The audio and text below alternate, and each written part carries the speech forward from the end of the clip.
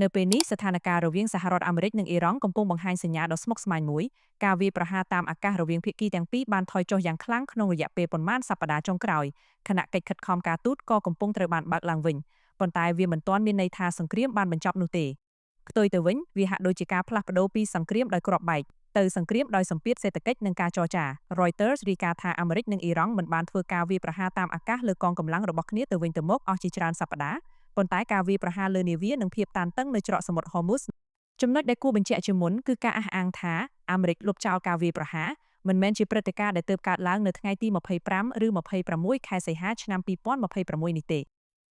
េនៅថ្ងៃទី2ខែសីហាប្រធានាធិបតី Donald Trump បានប្រាប់ថាលោកបានបញ្ឈប់ផែនការវាយប្រហារដ៏ធំមួយលើអ៊ីរ៉ង់បន្ទាប់ពីមេដឹកនាំប្រទេសឈូងសមុទ្រដូចជាអារ៉ាប៊ីសាអូឌីតកាតានិងអារ៉ាប់រួមបានជំរុញឲ្យផ្ដល់ឱកាសដល់ការទូតពេលនោះ Trump បាននិយាយថាមានផែនការសម្រាប់ការវាយប្រហារដ៏ធ្ងន់ធ្ងរប៉ុន្តែការព្រួយបារម្ភអំពីផលវិបាកតំបន់និងបញ្ហាថាមពលបានធ្វើឲ្យអាមេរិកជ្រើសរើសការចរចាជំនួសវិញហេតុអ្វីបានជាអាមេរិកមិនប្រញាប់បន្តការវាយប្រហារមូលហេតុដំបូងគឺសង្គ្រាមជាមួយអ៊ីរ៉ង់មិនមែនជាសង្គ្រាមដែលអាមេរិកអាចវាយហើយបញ្ចប់បានយ៉ាងងាយនោះទ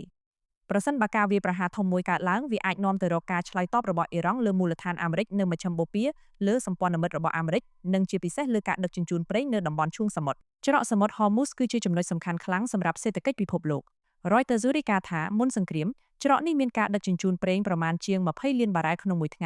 ៃឬប្រហែល1/5នៃការប្រើប្រាស់ប្រេងពិភពលោកប៉ុន្តែបច្ចុប្បន្នការដឹកជញ្ជូនតាមច្រកនេះបានធ្លាក់ចុះមកប្រហែល5លានបារ៉ែលក្នុងមួយថ្ងៃនោះមានន័យថាការវាយប្រហារថ្មីមួយអាចមិនត្រឹមតែបំផ្លាញហេដ្ឋារចនាសម្ព័ន្ធនៅអ៊ីរ៉ង់ទេប៉ុន្តែអាចបង្កវិបត្តិថាមពលនៅទូទាំងពិភពលោកផងដែរប៉ុន្តែ MOU ចាស់មិនបានបញ្ចប់សង្គ្រាមទេនៅខែមិថុនាឆ្នាំ2026អាមេរិកនិងអ៊ីរ៉ង់បានចុះអនុស្សរណៈយោគយល់ឬ Memorandum of Understanding ដែលមានគោលបំណងបង្កើតរយៈពេលប្រហែល60ថ្ងៃសម្រាប់ការបញ្ឈប់ការប្រយុទ្ធនិងការចរចារកដំណោះស្រាយរយៈពេលវែងប៉ុន្តែ MOU នោះមិនអាចនាំទៅរកកិច្ចព្រមព្រៀងចុងក្រោយបានទេ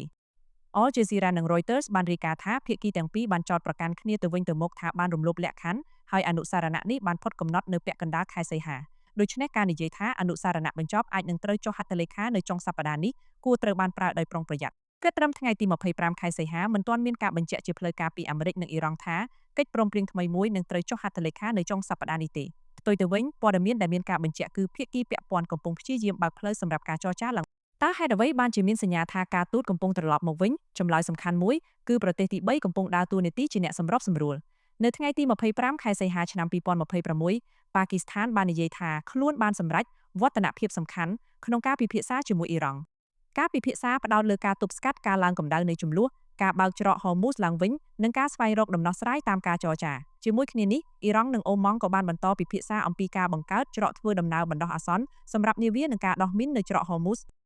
នេះបង្ហាញថាទោះបីជាភាពជឿទុកចិត្តរវាងទីក្រុងវ៉ាស៊ីនតោននិងតេហឺរ៉ង់នៅទាបក៏ដោយក៏មានការស្វែងរកច្រកកណ្ដាលសម្រាប់កាត់បន្ថយគ្រោះថ្នាក់នៅសមុទ្រអាមេរិកកំពុងប្តូរពីគ្រាប់បែកទៅសម្ពាធសេដ្ឋកិច្ចចំណុចសំខាន់មួយទៀតគឺយុទ្ធសាស្ត្ររបស់ Washington កំពុងផ្លាស់ប្តូរនៅថ្ងៃទី24ខែសីហារដ្ឋមន្ត្រីរដ្ឋាភិបាលអាមេរិក Scott Bessent បានប្រកាសវិធានការទណ្ឌកម្មថ្មីលើប្រហែល60បុគ្គលអង្គភាពនិងនាវាដែលពាក់ព័ន្ធនឹងអ៊ីរ៉ង់ហើយបានព្រមានថាប្រទេសឬក្រុមហ៊ុនដែលបន្តធ្វើអាជីវកម្មជាមួយអ៊ីរ៉ង់អាចប្រឈមនឹងទណ្ឌកម្មបន្ថែមនេះបង្ហាញថាសហរដ្ឋអាមេរិកមិនបានបោះបង់សម្ពាធលើអ៊ីរ៉ង់ទេវាគ្រាន់តែប្តូរឧបករណ៍ពីការវាយប្រហារយោធាទៅជាសម្ពាធហិរញ្ញវត្ថុប្រេងការដឹកជញ្ជូននិងធនាគារ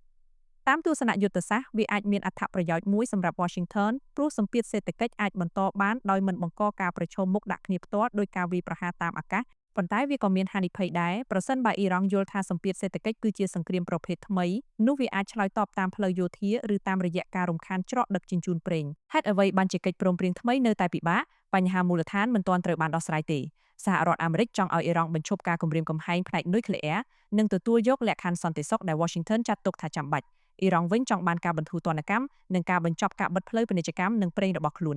ជាពិសេសច្រក Hormuz បានក្លាយជាបញ្ហាចរចាដ៏សំខាន់បំផុតមួយប្រធានាធិបតីអ៊ីរ៉ង់ Masoud Pezeshkian ក៏បានការពារ MOU ដែលបានចុះក្នុងខែមិថុនាដោយចាត់ទុកវាជាមូលដ្ឋានល្អសម្រាប់ការចាក់ចែងពីស្ថានភាពមិនមែនសង្គ្រាមមិនមែនសន្តិភាពប៉ុន្តែការពិតគឺអនុស្សរណៈនោះបានផុតកំណត់និងមិនទាន់មានកិច្ចព្រមព្រៀងថ្មីជំនួសនៅឡើយទីផ្សារប្រេងកំពុងផ្ញើសារមួយទៅកាន់អ្នកដឹកនាំទីផ្សារអន្តរជាតិក៏ជាកត្តាសំខាន់ក្នុងការវាយតម្លៃថាហេតុអ្វីបានជាការទូតកំពុងទទួលបានឱកាសនៅថ្ងៃទី25ខែសីហាតម្លៃ Brent បានបិទនៅប្រហែល $88.58 ដុល្លារក្នុង1បារ៉ែលខណៈ WTI ប្រហែល $82.36 ដុល្លារបន្ទាប់ពីធ្លាក់ជាង 3%។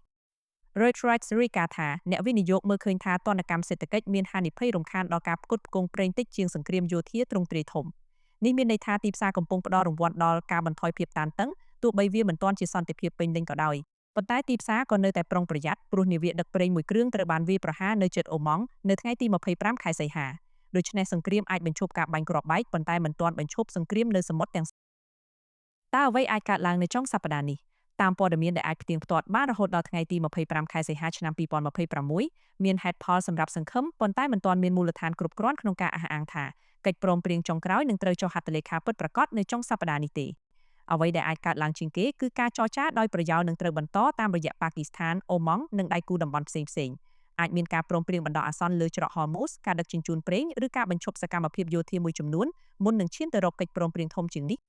ការចុះហត្ថលេខាលើ MOU ថ្មីមួយប្រសិនបើកើតឡើងត្រូវការចម្លើយច្បាស់លាស់ចំពោះបញ្ហាចម្បង3កម្មវិធីនុយក្លេអ៊ែររបស់អ៊ីរ៉ង់ការបើកច្រក Hormuz និងការបន្ធូរទណ្ឌកម្មសេដ្ឋកិច្ច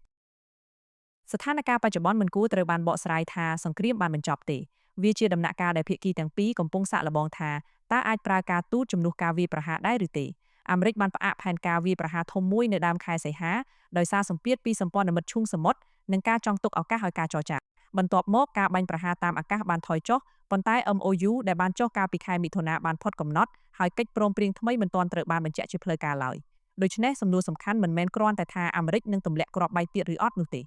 សំណួរធំជាងនេះគឺតើ Washington និង Tehran អាចបំលែងការផ្អាកការវាយប្រហារជាបណ្ដោះអាសន្នទៅជាកិច្ចព្រមព្រៀងសន្តិភាពដែលអាចអនុវត្តបានយូរអង្វែងដែរឬទេប្រសិនបើចម្លើយគឺបាននោះការបើកច្រក Hormuz និងការស្ដារទីផ្សារថាមពលអាចក្លាយជាជំហានដំបូងនៃការបន្ធូរភាពតានតឹងនៅមជ្ឈមបូព៌ាប៉ុន្តែប្រសិនបើការចរចាបរាជ័យម្ដងទៀតនោះការប្រឈមមុខគ្នាអាចត្រឡប់មកវិញបានគ្រប់ពេលហើយផលប៉ះពាល់នឹងមិនមានតែអាមេរិកនិងអ៊ីរ៉ង់ទេប៉ុន្តែអាចប៉ះពាល់ដល់តម្លៃប្រេងអតិផរណាពាណិជ្ជកម្មនិងសេដ្ឋកិច្ចពិភពលោកទាំងមូល